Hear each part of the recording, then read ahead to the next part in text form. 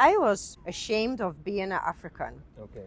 And at one point, You were ashamed to be an African. Yes, because I grew up with white people and Oh. watching the Dutch TV, and Africa is hungry, children with big bellies and flies and war.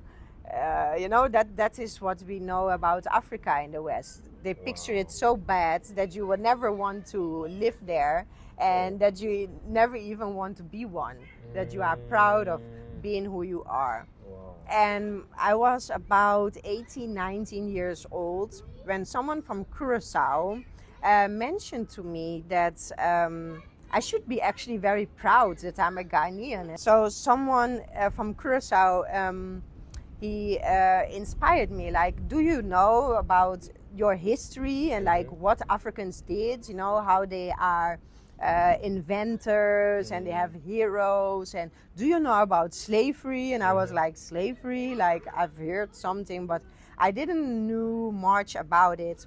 So he teach me about the slavery part and our ancestors, and at that moment it was like really an eye-opener, like wow. And I get to understand about my ancestors and about my country, and that feeling of being inspired about our ancestors, it made me feel so embarrassed about myself. Wow. that I felt ashamed that I was African.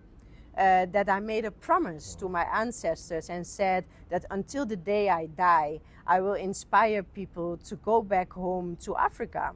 And I was very young. I was about 20, 21 years old when I decided, no, I'm not just going to sit, no, I'm going to do. And I jumped on a plane and I went to Aruba. And I went there for about a month. And I came back after that month and said, no, I will lodge here and I will inspire people to go back home. And at that time it was with the Twin Towers, and I thought, oh, a war will come, so nobody will go on cruise ships. So we will hijack a cruise ship, and I will bring back my people. I was too much dreaming, too much. But your dream is coming to reality. It really came to reality because when I was telling my godfather about it, he told me, there's only one guy who I hear talking about this, of bringing people with boats and working together and business and schools. I said that was Marcus Garvey. And I was like angry, like, who's this Marcus Garvey stealing my dream? What? And for years I was pissed on Marcus Garvey that he stole my dream. Whoa. And then I realized that Marcus Garvey was not even alive no more. But his voice, when I listened to it, was like, and I was like intimidated by it. And then it was years after that I started my foundation. And I wanted to use the black star because of Ghana, the black star. And I wanted to edit the line for my godfather because he teach me about Marcus Garvey. So I made it Black Star Line Bridge Foundation and Black Star Line Bridge Incorporation. Wow. And then I had to ask for the trademark rights to Marcus Garvey, his family. And I had to go to UNIA, his foundation, to get the rights to start this trademark. Apparently, Marcus Garvey never trademarked Black Star Line. So I'm actually the first person that trademarked it. And there is where I get a lot of respect. And then I get already a little bit goosebumps because someone gave me a book of Marcus Garvey. And in that book, I read that he said, the Black Star Line has not failed. Wow. The Black Star Line shall come back again. And the next Black Star Line shall be bigger than the first one. And it shall build the world together. And I was like, wow. Is this me? Wow. And I was like, what is, but I'm like nobody. And I give the book to my daughter. And I tell her to read the book. And I wait for a few days. And at one moment, I say, Mama, you could read this. Look at this. He said there will be a second Black Star Line, a bigger one than the first one. And it will belt the world together. And I get always emotional when I have to say it, because she said, this is you, Mama. Yeah. This is you doing that. Wow. And I was like, oh my God, my daughter see it. Wow. So yeah, and that is great. That is really deep. This is really deep conversation that we're having right now. And for her to even feel goosebumps, I feel like the same thing, to be honest with you. Being in the Caribbean country, what are some of the things that was similar to Africa, being a Ghanaian over there? The fun fact is I never had saw Africa yet. So at that point, I didn't really knew too much. But from what I have learned, I saw similar things. For instance, my godfather also mentioned when he see me with video calling that it looks just the same. Wow. But you will see it back in the culture. Spirituality, they have it there the same way as we have it here. We call it here Akum. They will call it there Bruaria, Santaria, Voodoo. So you will get that over there. Then we have music streams. Like for instance, the tambu. The tambu is from mostly Curacao, Aruba, Bonaire. They play this a lot. And the fun fact about the tambu is that the old stories is that it were people that came flying from Africa that bring the music there. And it was forbidden. It was not allowed to play tambu. It was actually forbidden. Yes. Being an African over there? No, to play that music. To play that music. Yes, because with the tambu is they are talking things like politics, like how we have palm wine music. So it's like the same thing. So they are talking things, and then the slaves, they would like, you know, pumped up and they want to fight against the oppressor, you know. So they were given messages and stuff. So it was very serious. They didn't want them to play it. And then there are stories about also that Africans, they came to fly and took them with them to Africa. And they had a particular mountain. I don't want to call it a mountain. It's more like a big hill in Curacao. They call it Bulabanda. Bulabanda. And the Bulabanda, if you trace it back to Congo, Bulabanda means to run away from one chief or to another one. And Bulabanda in Papiamento means like jump on the side. So it is actually kind of the same. Yeah. And if we look at the language, like Papiamento, I speak the Papiamento, the native language from there. We will even find similar words back in the tree. So we would say Shinya is learning, but we would say Sinya. Then we would say Bisami. Bisami means by us tell me, but in tree is ask me. You understand? Or we would say Pang, and he would say Pano. But it's the same bread. Wow, that is so interesting to get to know that she is more of like being speaking over there, and that is really amazing. I think I've also had encounter with other, Caribbean people who are like Suriname people. Yeah, they have the Suriname Tongo. The Suriname Tongo. I also walk a lot with the Suriname people. If we talk about spirituality, I have to big up my Suriname people. I also learn from them. They have the Winti. They call it Winti by them. And they actually still use our pantheon deities. But in Suriname, they are also very much connected with the Yoruba, so the Nigerians. So there is really a combination of the different ones together. So they are also very much. But how did they treat you? Like in where you were in Caribbean country, how do they treat you? Getting to know that you are an African and being it specific, you Ghanaian. It's the same thing like here. Okay. I'm the Obruni. They will call me as a Makamba.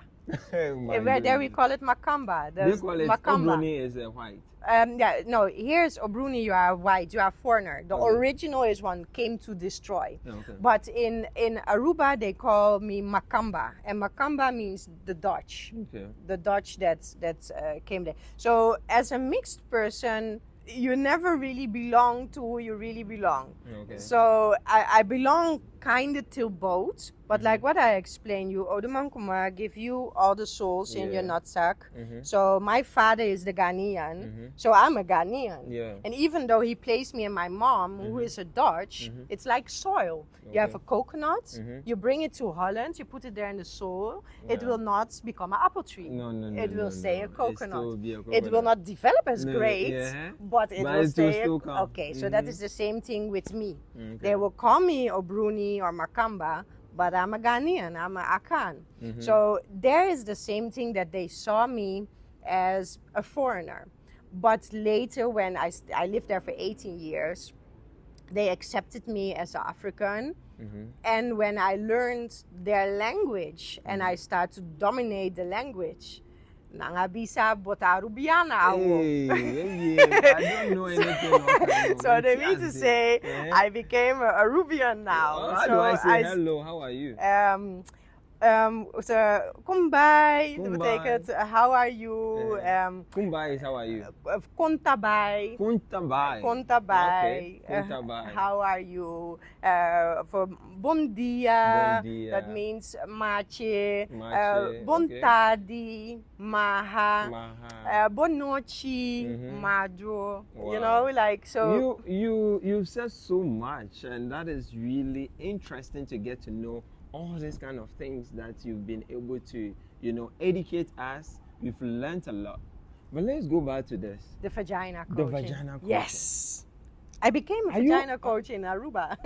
You become a vagina coach in Aruba. Yes. Wow, that is interesting. Working with Ghanaians in terms of this vagina coach as a business, as a foundation, how is Ghanaians, working with you? How is it like? Were you working with Ghanaians? How is the Yes. treatment going like? Actually, very good.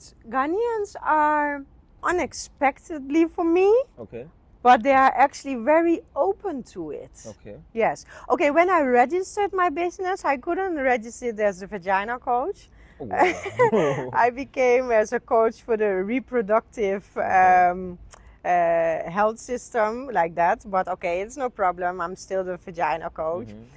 But in terms of working with people, actually very positive. I even get a recommendation letter from a university, and after the first slot, they asked me to stay.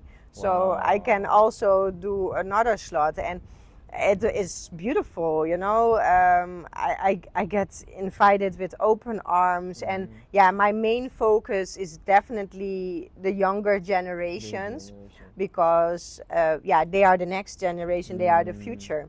So I'm definitely focusing a lot on them, but even the women are very open to it. The men are very open to the questions.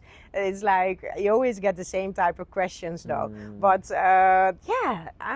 I cannot complain at So all. you have you've employed people that you're working with. That is my question. Was like I asked you that question because a lot of people in the diaspora comes and then they say, "Oh, I started business, it's collapsed, and because and then they go back." So we want to know what is really there, what is really not working, so we can be able to solve this kind of things, because this kind of thing is really, really important to us. So let me get into there right now.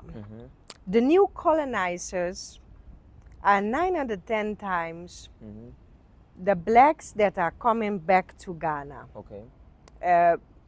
Mostly black Americans. And why I call them the new colonizers, not all of them, Okay. but a big part of them. Okay. They come with a mentality that they were enslaved and that we sold them. So they come here with like, oh, I'm claiming back what is mine. Okay. That is the wrong mentality. And then they like to keep up with black American owned, black American woman owned. Okay. Forget about that. We are in Africa, everything is black owned. That crap only works where the white man is. There you need to promote your black American owned or your black woman owned. Here, everybody is black owned. Even the street sellers on the street, we have small little children, they be selling their chewing gum or the shoe polisher. They are black owned too. Here, it doesn't work. And then they also come with the mentality to take on Ghanaians to work for them. Okay. They feel they are the heroes and they're going to employ us, our people. Okay. Well, we all know that you cannot have every Ghanaian work for you because some of them unfortunately steal and some unfortunately bring your business down. So when you think you can come to Ghana and you only have to pay someone 500 Ghana a month, or then you can expect steal from you. And if you have 10 people working for you for 500 Ghana, like they be playing with the lands. They be playing with the rents, renting for 2,000 a month, 500 a month, selling land what they buy for 1,000 Ghana for $300,000. No, who is doing that? That people doing that. In Ghana? Yes, they are doing that. This is what they are doing. They are messing up the structure for the future Ghanaians. The future Ghanaian, if we keep on running away from our country, they will sell everything for us and we will have nothing left no more. This is a really serious problem. People don't have to listen at me. They can be against me if they want. But if you go up to Abri Mountains, you will already know, because under 60 to 80,000, you will not get no more lands. And before it was able, maybe you get for 5,000 or 10,000, you will get land, but not anymore. The land is a minimum of 60,000 and up. Well, first of all, who is involved in that? Because the way you saying it, that means like there is someone you've encountered. Right? I've seen different people also and on social. They are not Ghanaians.